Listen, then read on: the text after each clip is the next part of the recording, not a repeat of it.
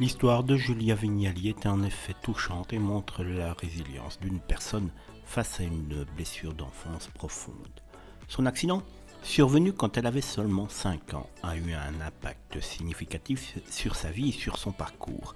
La manière dont elle a dû faire face à cette épreuve et surmonter les conséquences montre sa force intérieure. Elle n'a donc que 5 ans.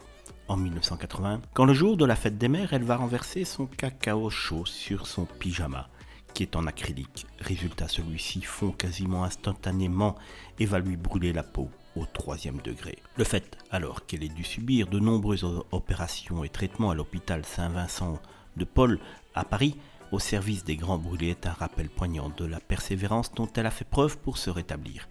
Il est également admirable de voir comment elle a finalement décidé de non seulement accepter sa cicatrice, mais aussi de la sublimer avec un tatouage symbolique. Les conséquences vont être lourdes. Un jour, on décide de m'opérer, sinon mon bras ne grandira plus.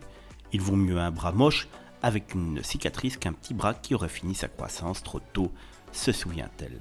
Il faut ensuite grandir avec cette immense cicatrice que les vêtements d'été obligent à raconter après avoir cherché longtemps à l'effacer.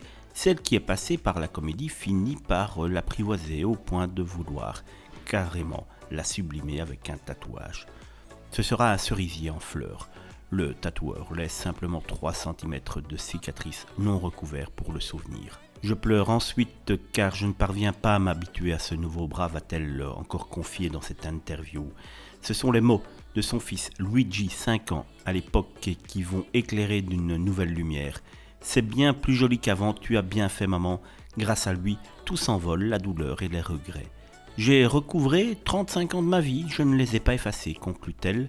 Le cerisier, symbole de renouveau, a tenu donc toutes ses promesses.